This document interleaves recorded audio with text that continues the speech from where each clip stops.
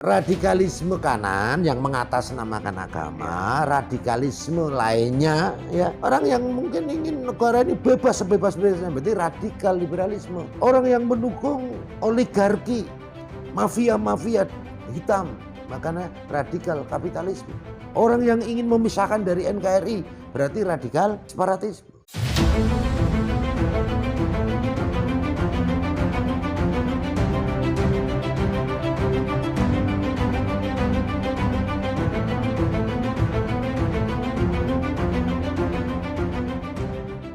Kali ini saya dan teman-teman kru jurnalis and content creator mendapatkan kesempatan langka ya, bisa berkunjung ke salah satu tokoh yang memang berpengalaman dalam dunia pemberantasan atau dunia yang seluk-beluk soal terorisme. Beliau adalah Direktur Deradikalisasi Badan Nasional Penanggulangan Terorisme, Brigjen Ahmad Nur Wahid. Selamat malam. Selamat malam Pak. Apa kabar? Panggilnya Pak Nur, Pak Jenderal? Terserah, boleh Pak Nur Wahid, boleh Nur Wahid, boleh siapa aja deh, mana enaknya. Ini jabatannya ngeri banget ini, deradikalisasi. Itu gimana Pak? Awal mulanya bisa bersentuhan dengan dunia terorisme Pak? Jadi kan saya tahun 2006 itu sebagai Kaden 88 anti teror Polda DIY, kepala detasemen anti teror 88. Nah Pak, kenapa namanya Densus ada 88-nya sih? Kalau kenapa Densus itu? 88 itu filosofinya kan kalau di Barat atau di Amerika 88 ya, ada suatu satuan tugas ya pemberantasan terorisme sering di 88 gitu lah, makanya kan kayak 88. Tapi ada filosofi yang lainnya ya, mungkin karena angka 88 itu kan ya senior-senior dulu lah. Aku 88? Ya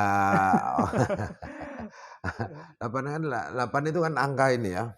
Kalau di kepercayaan orang Tionghoa bagus tuh Pak, angka hoki karena berputar ya, terus. Apa mungkin ada hubungannya dengan itu ya Pak? Ya yang penting niatannya baik lah. Itu simbol 88 itu kan simbol unlimited ya. Oke. Nah, mungkin kalau menurut pemahaman saya ya, mungkin senior-senior yang mendirikan sebagai founding father-nya yang mendirikan mungkin punya filosofi lain ya. Cuman pasti niatannya baik. Kalau saya kan memahami 88 itu ya itu kan simbol unlimited. Artinya unlimited itu dimensi tak terhingga. Dimensi tak terhingga itu hanya dimensinya Tuhan. Karena kalau dalam filosofi pemberantasan terorisme itu objeknya adalah manusia kan. Manusia yang terpapar ideologi radikal. Ya kan? Sehingga yang bisa membuat orang itu sadar, yang bisa mengetahui isi hati manusia itu kan hanya Tuhan. Sehingga semua personel Densus 88 ya itu selalu melibatkan campur tangan Tuhan di dalam tugasnya. Filosofinya barangkali begitu. Lalu di Kaden 88 DIY. DIY waktu itu kan Densus kan berdiri tahun 2004 ya. Sebelumnya kan namanya Satgas Anti Teror ya kan. Nah, kebetulan tahun 2006 itu Densus masih di bawah Polda. Ya. Oh, belum jadi lembaga sendiri Pak ya? Udah lembaga sendiri, tapi struktur organisasinya masih di bawah Polda. Jadi Kaden 88 anti teror itu di bawah struktur organisasi di bawah Kadit Serse dulu atau sekarang Direskrim lah kalau sekarang. Nah, baru setelah itu saat ini sentral ya, semua terpusat di Mabes Polri. Ya.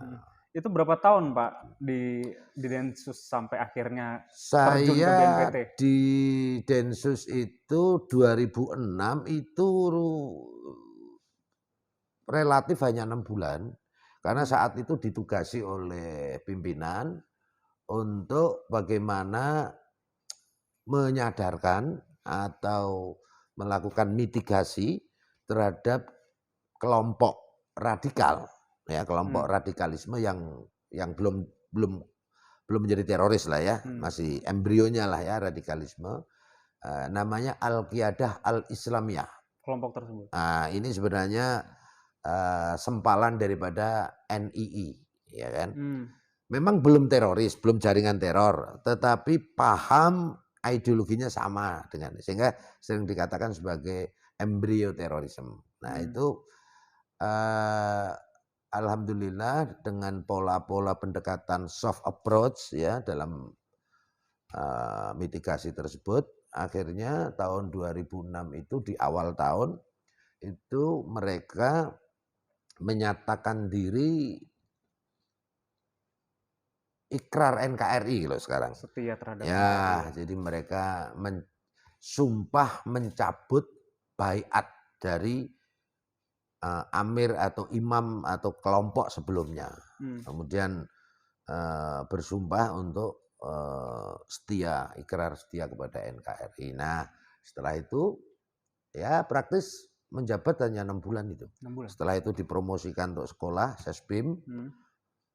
Baru setelah itu tugas di Bali, ya, sempat di Reserse Polda, kemudian jadi Kapolres Jembrana, Kapolres Gianyar, Polda Bali, kemudian pindah jadi Wakakor Bintarsis atau Wadan Mentarsis Akpol, Akademi Kepolisian, kurang lebih 13 bulan. Baru tahun 2013 akhir atau 2014 awal, ditarik lagi ke Densus 88 anti teror Polri. Dulu kan Kaden 88 atau Den 88. Sekarang jadi Densus 88. Pak, kenapa sih pimpinan itu mempercayakan Gus Jenderal ini di bidang pemberantasan terorisme? Kenapa tidak di bidang lain seperti lalu lintas, tidak di reserse? Kenapa Gus Jenderal ini justru nyemplungnya di dunia anti terorisme? Kenapa itu? Ya sebenarnya lebih tepat tanyakan pimpinan ya. Nah menurut Gus Jenderal sendiri kenapa itu? Ya memang di Densus 88 ya. Jadi praktis saya dari 2006 6 bulan, kemudian 2014 masuk lagi ke pusat, kemudian sampai 2020. Agustus 2020 saya ditarik ke BNPT sampai sekarang. Sempat di BNPT 2 tahun jadi direktur pencegahan BNPT, kemudian ini sudah ya kurang lebih setahun ini jadi direktur deradikalisasi. Apa yang memotivasi atau apa latar belakang kenapa saya di Densus ya? Karena mungkin juga karena background saya kan memang reserse ya. Background saya reserse walaupun saya juga pernah sekolah lalu lintas. Tetapi bisa jadi karena saya udah lama di Densus sehingga lama menggeluti ya, dan atau mungkin ya saya ini kan juga pernah tidak hanya sebagai praktisi dalam pencegahan terorisme, dalam law enforcement atau penindakan tindak pidana terorisme. Tapi bisa jadi karena saya juga backgroundnya pernah, saya juga paham terhadap paham-paham radikalisme terorisme ini. Karena saya sendiri pernah sempat masuk di dalam jaringan tersebut sehingga saya paham. Masuk itu menyamar atau kenapa tuh? Ya sebenarnya bukan menyamar ya. Jadi begini.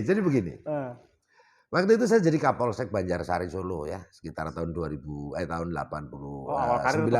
lah kali ya.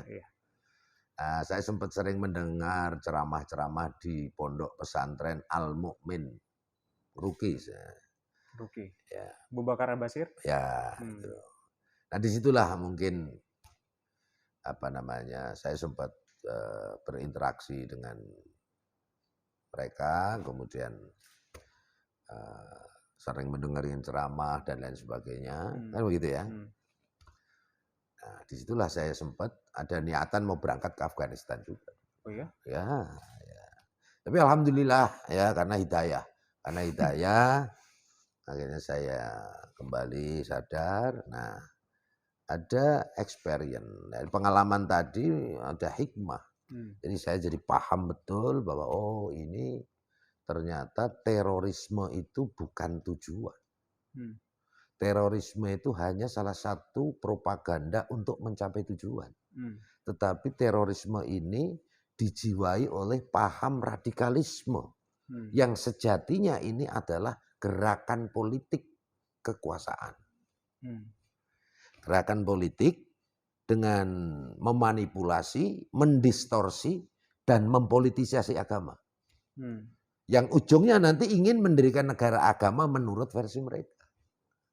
Jadi Indonesia ini mau dijadikan negara agama oleh semua jaringan terorisme atau kelompok radikalisme. Ini semua tujuannya sama, ingin mendirikan negara agama atau berdasarkan syariat agama menurut versi mereka. Oke. Gitu. Pak, pengalaman Gus Jenderal nih selama di bidang terorisme, apa sih yang membuat seseorang itu begitu cepat terpapar? Atau butuh proses berapa lama, Gus Jenderal, untuk seseorang yang tadinya masih polos atau seperti biasa gitu, sampai di akhirnya terpapar paham terorisme? Terorisme yang dijiwai oleh paham radikal atau radikalisme. Kita samakan persepsi dulu.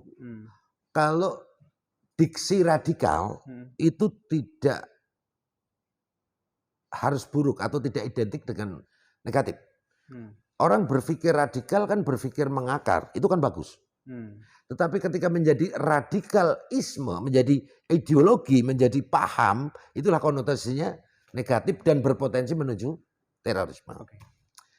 Saya ingin menjelaskan secara perspektif ketahanan nasional bangsa Indonesia. Radikalisme yang dalam terminologi asing lebih dikenal pada ekstremisme, ini kan dibagi 3 nih. Ekstremisme atau radikalisme kanan yang mengatasnamakan agama, apapun agamanya. Ekstremisme kiri yang mengatasnamakan komunisme, marxisme, dan leninisme.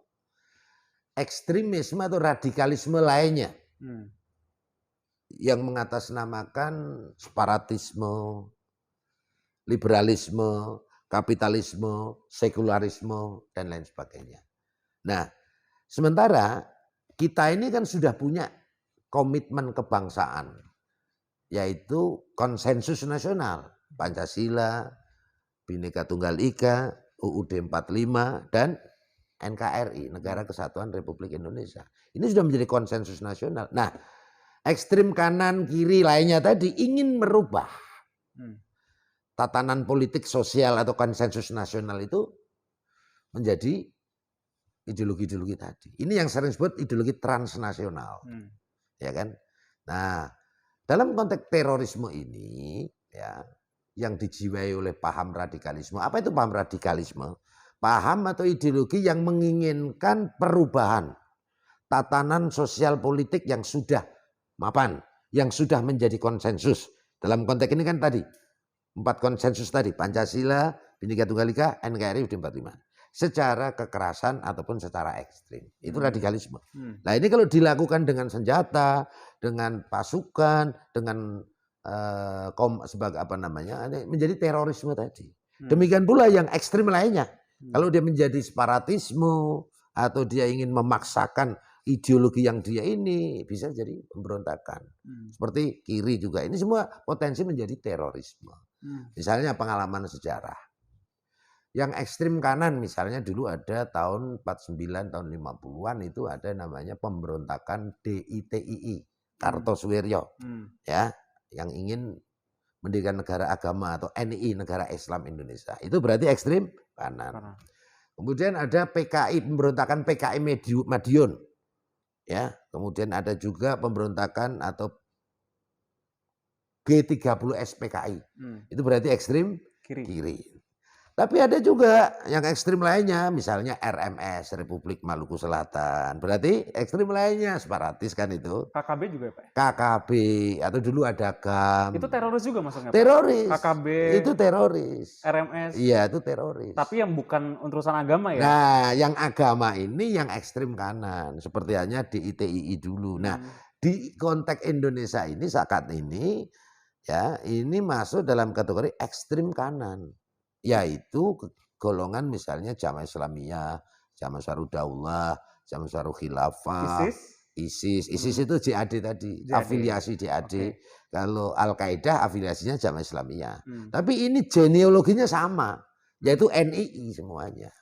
Gus Jenderal menangani juga nggak yang ekstrem kanan itu tadi? Lah ya ini yang kita Termasuk tangani ya? terorisme Oh ini jadi kan tidak ekstrem. hanya yang agama aja ya Gus Lah Jendral ini ya? yang kanan ini kan agama, ini motifnya kan Oh agama. yang kiri juga ya Gus Jendral? Lah yang kiri ini insya Allah praktis sudah tidak ada. Oke. Kenapa? Karena sudah ada regulasi yang melarangnya, yaitu TAP MPRS nomor 25 Romawi tahun 66. Kemudian pasca reformasi 98 dikuatkan dengan Undang-Undang nomor 27 tahun 99. Yaitu larangan terhadap propaganda penyebaran ideologi komunisme, marxisme, leninisme. Sehingga praktis ini sudah aman, insya Allah aman. Ya. Nah yang belum ada larangannya kan yang kanan sama yang lainnya tadi. Sehingga ketika sekarang ada orang teriak, tegakkan khilafah, ya kita ganti, ya, kita tegakkan syariat, ya, itu belum bisa ditindak. Karena memang belum ada larangannya. Nah menjadi dilarang kalau orang-orang yang memiliki paham radikal tadi, ya, yang sudah ingin merubah tatanan sosial politik yang sudah menjadi konsensus, ya, ingin mendirikan negara agama, mereka bergabung dengan jaringan teror yang sudah masuk di dalam list DTTOT, daftar terduga terorisme dan organisasi terorisme, sesuai dengan penetapan pengadilan, yaitu tadi Jamaah Islamiyah atau afiliasinya ke Al-Qaeda hal internasional. Kemudian Jamaah Ansarud Daulah, afiliasinya ke ISIS, ya, dan yang lainnya. Maka dia masuk dalam kategori terorisme. Kalau FPI yang dulu itu hitungannya apa? Nah, FPI itu masuk kategori radikalisme. Belum jadi ya? belum terorisme. Artinya dia masih selangkah di belakangnya. Ya, jadi kan apa namanya? Sama ada juga tuh Pak, apa ormas HTI, Hizbut Tahrir, itu sama ya. kayak FPI ya? Sama, itu kan radikalisme. Belum masuk kategori terorisme. Tapi dilarang juga? Dilarang sekarang. Tapi bukan dilarang ideologinya. Tapi organisasinya. Jadi FPI, HTI itu dibubarkan ya karena melanggar undang-undang ormas. Tapi ideologi dia nggak dilarang. Sama dengan ideologi teroris, ingin mendirikan negara agama, ingin menegakkan syariat agama, ingin merubah sistem menjadi sistem khilafah, ya kan? Nah, tapi ini nggak dilarang. Nah, kalau dia udah masuk gabung dengan jaringan teror, ditetapkan list DTTOT, maka dia menjadi jaringan teror. Seperti NII, Negara Islam Indonesia, yang genealoginya dulu DITI, kan gitu ya. Nah, ini juga sekarang sudah masuk list DTTOT. 14 November tahun 2023. Ya, jadi tidak hanya Jamaah Islamiyah, Jamaah Ansarud, Jamaah Ansarul Khilafah, Jamaah Ansarut Tauhid, NII sudah masuk sebagai list DTTOT. Kalau nanti unsur tindak pidana teror mereka yang apa namanya sebagai jamaah atau ikhwan atau anggota NII maka bisa ditindak menggunakan Undang-Undang Pemberantasan Tindak Pidana Terorisme, Undang-Undang Nomor 5 tahun 2018. Tapi kalau HTI, FPI yang dibubarkan itu belum bisa diterapkan Undang-Undang Terorisme, tapi menggunakan Undang-Undang Ormas. Di antara semua kelompok yang itu yang Gus Jendral sebut, yang paling berbahaya dan paling ngeri mana Gus Jendral? Ya semuanya bahaya, karena mereka kan gini ya. Mereka ini kan ini kan gerakan politik yang ingin mendirikan negara agama menurut versi mereka. Dengan apa?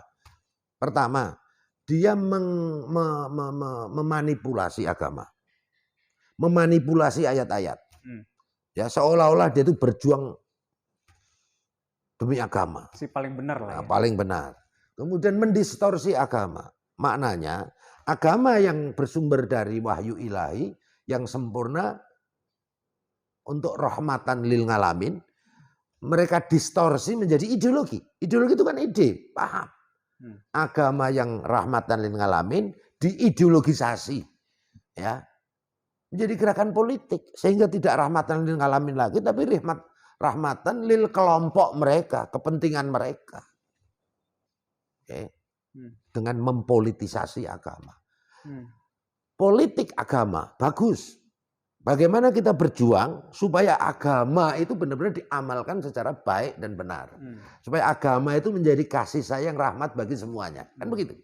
Tapi ketika agama politik, maka politik dengan identitas keagamaan. Politik dengan memperalat agama untuk kepentingan politiknya. Seperti itu yang beda. Jadi politik agama wajib, bagus. Tapi mempolitisasi agama. Mempolitisasi agama itu yang haram. Oke. Gus Jenderal, sekarang menurut pengamatan Gus Jenderal itu anggota kelompok-kelompok itu yang masih aktif itu berapa itu totalnya? Yang belum tobat lah ibaratnya. Ya data terakhir, ya ini berdasarkan pengakuan hasil investigasi maupun hasil berita atau pemeriksaan ya. Dari kelompok-kelompok atau pimpinan kelompok yang ditangkap ya, jaringan teror nih ya. Sorry Gus Jenderal, mau nanya, BNPT itu bisa meriksa pelaku teroris? Begini, BNPT itu lembaga non-kementerian di bawah pemerintah atau di bawah presiden yang bertugas merumuskan kebijakan. Oke.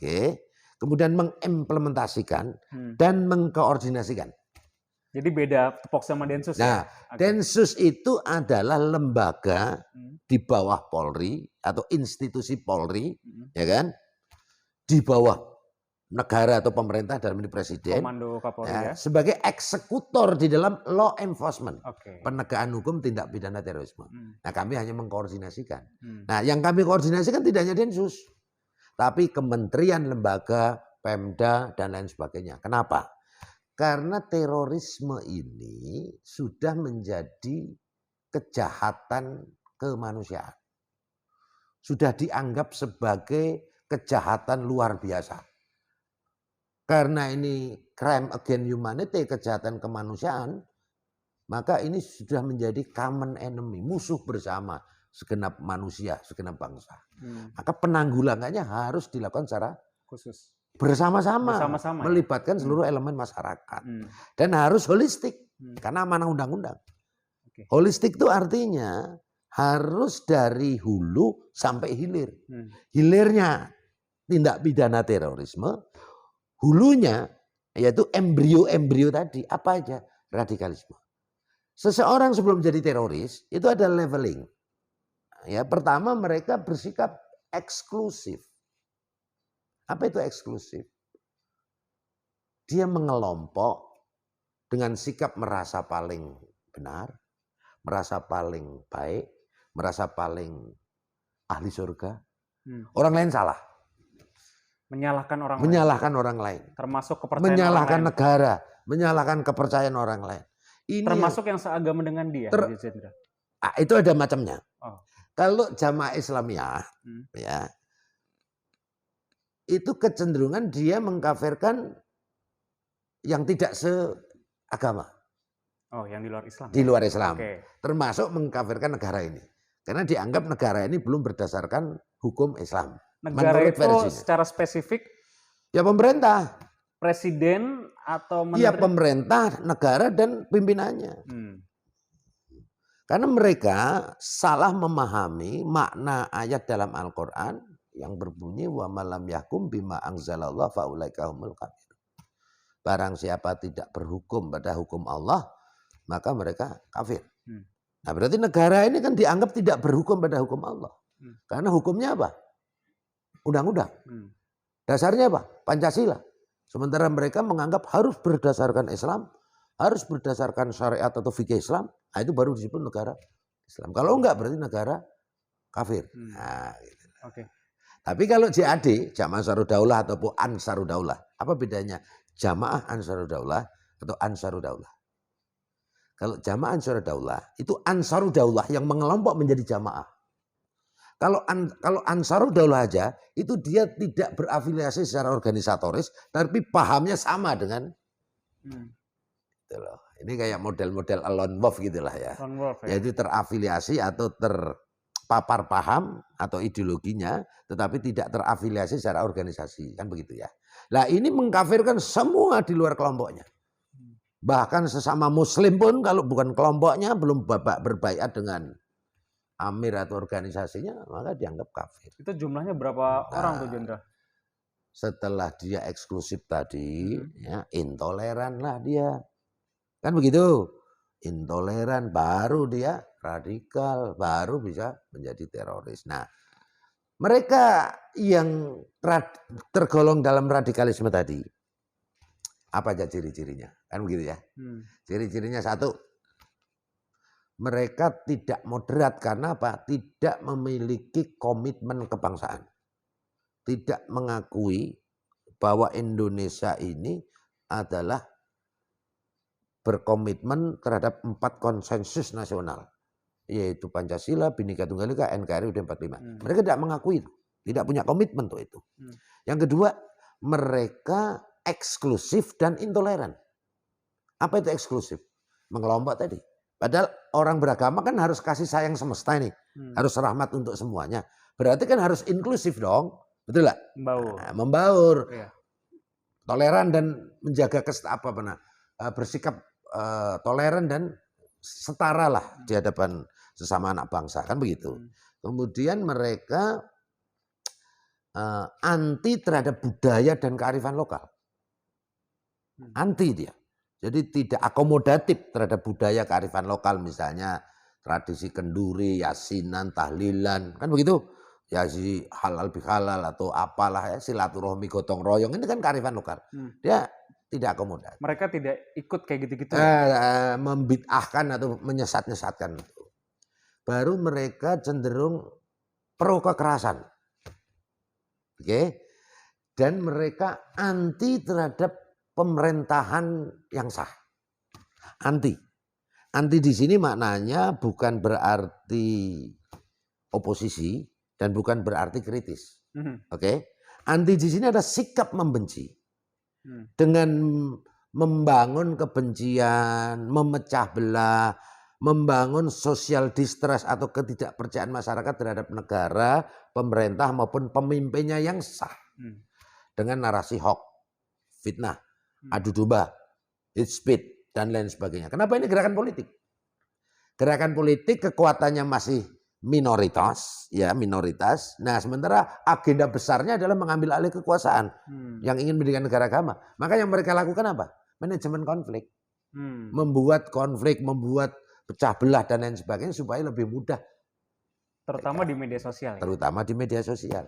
Nah, ini masuk kategori radikalisme atau masuk dalam indeks potensi radikalisme. Oke. Nah, indeks potensi radikalisme ini untuk tahun 2023, 2024 ini kisarannya sekitar 10 sampai 12%. Oh ya?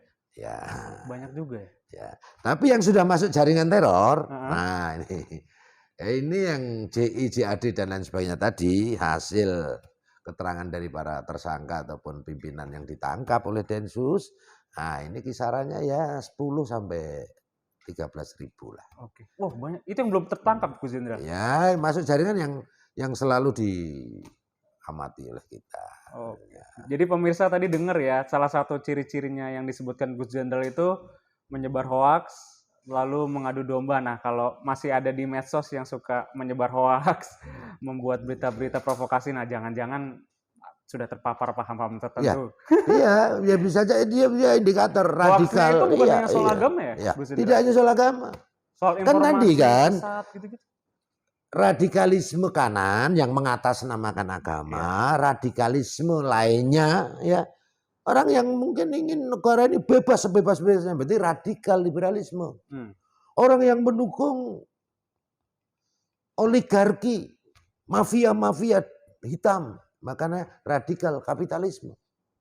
Orang yang ingin memisahkan dari NKRI, berarti radikal separatisme. Jadi radikal itu bukan hanya soal agama. Oh, tidak hanya soal agama. Tetapi luas ya. Dan yang harus dicatat ya, sejatinya tidak ada kaitannya dengan agama. Terorisme dengan semua agama. Karena tidak ada satupun agama yang membenarkannya. Nah, keterkaitannya bukan pada agama, tetapi pada oknum umat beragama yang salah dan menyimpang dalam memahami agamanya. Dan ini biasanya didominasi atau menunggangi agama yang mayoritas di suatu wilayah atau di suatu negara. Contoh, kalau kita bicara terorisme di India atau Sri Lanka, di sana mayoritas apa? Hindu. Maka pelakunya adalah oknum yang beragama Hindu. Bicara terorisme di Myanmar, Burma, ya, Rohingya. Ya. Myanmar lah ya, Myanmar. Ya, Rohingya ya. Iya. Ya. Itu pelakunya adalah oknum yang beragama Buddha. Mereka mayoritas agama mayoritas itu. Buddha. Belah umat Islam yang apa namanya? Yang menjadi korban ada ratusan ribu atau bahkan jutaan harus eksodus ke Bangladesh kan. Bahkan ada yang sempat ke Indonesia. Aceh ya. Kita pernah ingat ada aksi terorisme di New Zealand. Iya, menyerang masjid ya. Menyerang masjid. Korbannya umat Islam yang sedang jamaah sholat Jumat. Pelakunya warga negara Australia. Di sana mayoritas apa? Non-Muslim. Ya, Kristen. Maka pelakunya oknum yang beragama Kristen. Jadi teroris itu luas ya. Luas. Tidak hanya teroris separatis, KKB, ya kan? Iya. Nah, pelakunya siapa? Oknum yang beragama Kristen kan, di sana mayoritas Kristen. Nah, kebetulan untuk Indonesia secara umum ini kan mayoritas beragama apa? Islam ya. Islam. Maka semua teroris yang kami tangkap di proses hukum itu oknum yang beragama Islam. Itu Gus Jenderal tadi nyebut ada ribuan ya yang belum tertangkap. Itu bukannya belum tertangkap. Terdeteksi. Udah terdeteksi, tapi kan dibutuhkan pembuktian. Jadi gini, seseorang yang terpapar paham radikal nih, ya, dia masuk ke jaringan teror. Ya, kalau masih paham radikal kan nggak bisa apa-apain, ya kan? Nggak ada bukti juga ya. Nggak ada bukti kan? Hanya kita kontra radikalisasi, kontra narasi, kontra propaganda, kan begitu. Kita putus jalur propaganda, terutama di dunia maya. Kita putus kaderisasi, kita putus jalur logistik, pendekatan intelijen, pendekatan soft, ya kan, soft approach. Nah, tapi kalau sudah masuk jaringan teror, dia sumpah baiat kepada kelompok atau amir atau pimpinannya, itu baru satu alat bukti. Kan menurut undang-undang kan minimal dua alat bukti. Nah, nanti kalau dia udah menggalang dana atau menyiapkan senjata atau yang lainnya unsurnya terpenuhi, baru ditangkap. Jadi kalau masih sekedar dia punya pemikiran itu belum ya? Ya belum, meskipun dia masuk jaringan. Itu tadi di daerah mana itu yang terbanyak? Ya itu rahasia. Gus Jenderal, ini kan banyak yang bilang nih, ini ayah di masyarakat ya, katanya radikalisme itu kan identik dengan penampilan tertentu, seperti celana ngatung, jenggot segala macam. Bener nggak sih Gus Jenderal? Enggak, jangan salah, itu jadi fitnah itu. Fitnah ya. Kalau masalah penampilan itu sesuatu yang ikhtilaf, itu budaya. Ikhtilaf itu multi tafsir. Ya. Misalnya celana cingkrang, karena memang dalilnya ada. Itu niatannya untuk mencegah najis. Ya kan? Tapi kalau dia celana cingkrang, sementara dia pegawai negeri atau mungkin TNI Polri, sementara SOP dalam organisasi itu melarang, wajib dia mengikuti aturan itu. Dimanapun berada ya? Ya, ketika dia mengelawan aturan itu, nah itu patut diduga dia terpapar paham. Ada yang sampai seperti itu? Ya, ada. Kenapa? Karena salah satu karakter mereka itu adalah cenderung resisten, cenderung insubordinasi terhadap aturan. Dia tadi merasa paling benar, merasa paling ini. Wah, ini sunnah. Tapi kalau aturan negara atau pemerintah atau organisasi atau institusi di mana mereka bekerja atau mungkin dia swasta, dia begitu nggak apa-apa, memang ada dalilnya. Mungkin karena mencegah najis, kehati-hatian, kan bagus itu. Tapi kalau karena dia dengan begitu dia harus melawan aturan yang ada, nah ini patut diduga radikal. Kemudian yang lainnya misalnya, ya jangan kita melihat tampilan itu sebagai indikator, tidak. Indikatornya itu ini kan ideologi, pemikiran, ya kan, mindset, ideologi. Ya tadi dia eksklusif, intoleran, ya, anti budaya dan kearifan lokal, anti sosial, pro kekerasan, anti terhadap negara atau pemerintahan yang sah. Nah, itu baru masuk. Oke. Gus Jenderal, pernah nggak mendeteksi di lingkungan ASN ada yang memiliki paham-paham seperti itu? Ya, pasti. Karena kemarin kan terakhir itu pegawai KAI ya, ya, yang ditangkap itu ya. Ya. Gus Jenderal melihat ada yang lebih dari itu nggak? Atau ada yang polanya di lingkup ASN terpapar paham-paham radikalisme? Ada lah. Di TNI Polri juga ada. Sampai sekarang? Oh, iya ada. Tapi sekali lagi, undang-undang kita itu, yaitu nomor 5 2018 tentang pemberantasan tindak pidana teroris, ini tidak bisa menjangkau aspek radikalismenya, aspek hulunya. Ini hanya bisa menjangkau aspek terorismenya. Jadi kalau mereka belum bergabung ke jaringan teror, di mana jaringan itu masuk dalam list DTTOT, daftar terduga terorisme atau organisasi terorisme, maka belum bisa ditindak, ya kan? Mungkin dengan undang-undang ITE atau mungkin apalah ya, tapi lebih pada soft approach kita. Nah, ya kalau di situ di TNI Polri ada juga, ya masih embrio lah, Nah itu mekanisme internal TNI Polri lah yang menyelesaikan. Kami hanya mengkoordinasikan aja. Itu perlu waktu berapa lama sih Gus Jenderal bagi seseorang itu yang tadinya itu polos gitu ya, kemudian dia terpapar paham-paham seperti itu? Relatif. Kalau dia dari kecil sudah ditanamkan, nah ini namanya paham takfiri. Dari anak-anak ya, berarti? Jadi ini semua pada dasarnya, pada umumnya, terutama yang mengatasnamakan agama tadi, atau ekstrim kanan, atau radikalisme kanan tadi, mereka itu pada umumnya berpaham takfiri. Takfiri itu berasal dari kata kafir. Kafir itu makna sebenarnya menutup, ya, atau hatinya tertutup, ya. Nah, takfiri berarti dia mengkafirkan orang lain yang berbeda. Nah, orang-orang yang mengkafirkan orang lain yang berbeda, maka dia punya karakter eksklusif, intoleran. Dan dia punya paham radikalisme. Ya kan? Karena dia apa? Karena dia salah memahami teks-teks agama. Karena dia salah dan menyimpang dalam memahami dan mengamalkan agamanya. Nah, berapa lama orang terpapar? Prosesnya juga? Ya, relatif, tergantung. Oke, tapi pada prinsipnya ketika seseorang ya terpapar paham radikalisme atau paham takfiri tadi, maka karakter mereka di samping eksklusif, intoleran, mereka juga selalu menuntut atau istilahnya persepsi ketidakadilan. Kemudian mereka juga merasa paling benar. Kesombongan lah. Ini kesombongan. Merasa paling benar, orang lain salah. Kemudian menganggap negara ini tidak adil, bla bla bla lah ya. Ya kita kalau sebagai negara demokrasi itu kan boleh kritis kan. Boleh mengkritik kan. Tapi kritik yang membangun, yang konstruktif. Betul gak sih? Dalam agama pun juga kita wajib dalam beramar ma'ruf nahi mungkar.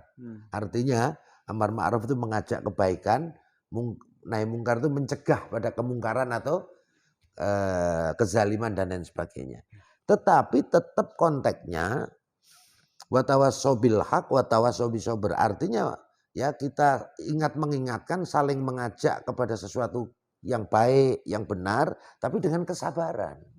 Bukan dengan emosi, bukan dengan melawan negara. Ya kan begitu. Biasanya kelompok-kelompok yang rentan terpapar paham itu seperti apa, Gus Jenderal? Atau mungkin pekerjaannya, profesinya, atau semuanya. Jadi begini. Radikalisme ya atau terorisme yang dijiwai oleh paham radikal tadi, ini sejatinya adalah virus ideologi yang berpotensi pada setiap individu manusia, tidak melihat suku bangsa, tidak melihat ras, tidak melihat profesi, tidak melihat agama. Harta, kekayaan, enggak. Pada setiap diri manusia, ini cara teori kriminologi ya. Ya, kenapa kok saya menggunakan teori kriminologi? Karena terorisme itu kan extraordinary crime, kejahatan luar biasa. Atau kejahatan kemanusiaan, atau serious crime, kejahatan serius. Kalau kejahatan, terjadinya kejahatan itu disebabkan oleh ketemunya antara faktor niat dan kesempatan. Kan ada apa namanya? Ada program Bang Napi. Bang Napi. Ada niat dan kesempatan ya. Iya, waspadalah, iya kan? Nah, ini juga begitu. Virus terorisme ini. Nah, setiap manusia ada potensi baik, ada potensi jahat. Oke. Demikian pula setiap manusia ada potensi moderat, moderat itu baik, ya. Dan ada potensi radikal. Nah, potensi buruk, jahat, radikal tadi akan muncul menjadi niat jikalau dipicu oleh faktor-faktor yang sering disebut faktor korelatif kriminogen. Antara lain, satu, dipicu oleh pemahaman keagamaan yang salah dan menyimpang. Oke, muncul dia niat, ya, ingin berikan negara agama, bla bla bla. Dua, dipicu oleh persepsi ketidakadilan, merasa diperlakukan tidak adil, merasa negara zalim, merasa negara pemerintahan zalim. Ya. Ketiga, dipicu oleh kebencian atau dendam. Makanya kelompok-kelompok marah kan, makanya kelompok-kelompok ini kan selalu membangun kebencian, membangun ketidakpercayaan masyarakat terhadap pemerintah ataupun pemimpinnya yang sah dengan hawk, hate speech, ya kan, adu domba supaya muncul kebencian di masyarakat. Gitu loh. Kemudian dipicu oleh kemiskinan. Jadi kemiskinan, kebodohan ini bukan akar ya, tapi faktor korelatif kriminogen yang potensi memicu tadi. Ya. Karena kalau itu akar, kenapa banyak anggota atau jaringan teror itu yang kaya juga. Bahkan pendidikannya tinggi ya? Tingkat pendidikannya tinggi. Jadi seorang jenderal, seorang profesor, seorang doktor, ya, seorang tokoh agama sekalipun berpotensi terpapar kalau dipicu oleh itu tadi. Nah, kemudian juga dipicu oleh lemahnya sistem hukum atau regulasi. Nah, ketika faktor korelatif kriminogen yang memicu niat tadi, kemudian ketemu dengan pergaulan dunia maya, pendidikan, lingkungan, oke, mungkin lingkungan ya pengajian atau lingkungan apapun lah ya, yang radikal. Ketemu tokoh yang radikal, ketemu donatur yang membiayainya, niat, ketemu kesempatan, jadilah aksi terorisme. Maka penanggulangannya gimana? Penanggulangannya harus holistik. Hilirnya melalui represif, yaitu law enforcement, Densus tadi, ya. Hulunya, ya. Nah, kita tadi melalui kesiapsiagaan nasional. Kesiapsiagaan nasional itu apa? Kesiapsiagaan ideologi. Nah, karena ini virus ideologi, ya, supaya masyarakat yang berpotensi moderat itu yang muncul, potensi radikalnya tidak ada, maka perlu divaksin, yaitu vaksinasi ideologi sehingga imun. Bahkan setahu saya di BNPT juga punya ya Gus Jenderal ya, yang setiap desa itu ya, aksi kesiapsiagaan. Desa siaga itu. Maksudnya siaga ideologi. Di desa itu benar-benar masyarakatnya imun terhadap ideologi-ideologi radikalisme. Dia sangat berkomitmen terhadap ideologi Pancasila. Dia meyakini bahwa ya Pancasila itu memang bukan agama dan Pancasila itu tidak untuk menggantikan agama. Tetapi Pancasila ini dasar ideologi negara pemersatu bangsa Indonesia yang sangat plural.